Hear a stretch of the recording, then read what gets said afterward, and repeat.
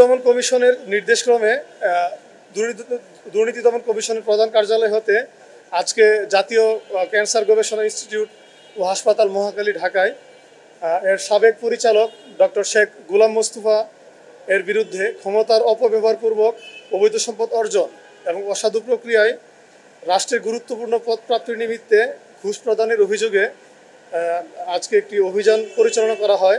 আপনারা জানেন, অতি সম্প্রতি গণমাধ্যমে এসেছেন যে তিনি একজন উপদেষ্টা পদ বাগিয়ে নেওয়ার জন্য প্রায় 200 কোটি টাকার 200 কোটি টাকার প্রায় 4টি চেক দিয়েছিলেন। এই অভিযোগের প্রেক্ষিতে আজকে আমরা এনফোর্সমেন্ট ইউনিট থেকে একটি অভিযান পরিচালনা করেছি এবং অভিযোগ সংশ্লিষ্ট রেকর্ডপত্র কিছু সংগ্রহ করা হয়েছে, আরও কিছু রেকর্ডপত্র সংগ্রহ করা বাকি।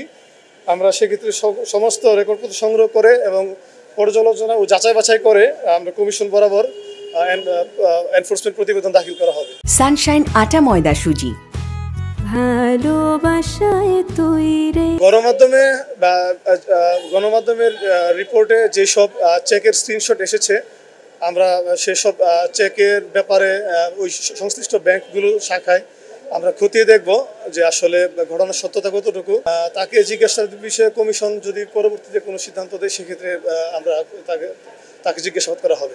দেখুন, উনি হসপিটালের পরিচালক ছিলেন 2013 সালে, 2013 থেকে 14। আরও সকল রেকর্ডপত্র যাচাই বাছাই করে সেক্ষেত্রে এই ব্যাপারে মানে বলা যাবে। এখনই রেকর্ডপত্র সব আসে না এবং এই কারণে আসলে বলা সম্ভব না। আমরা এই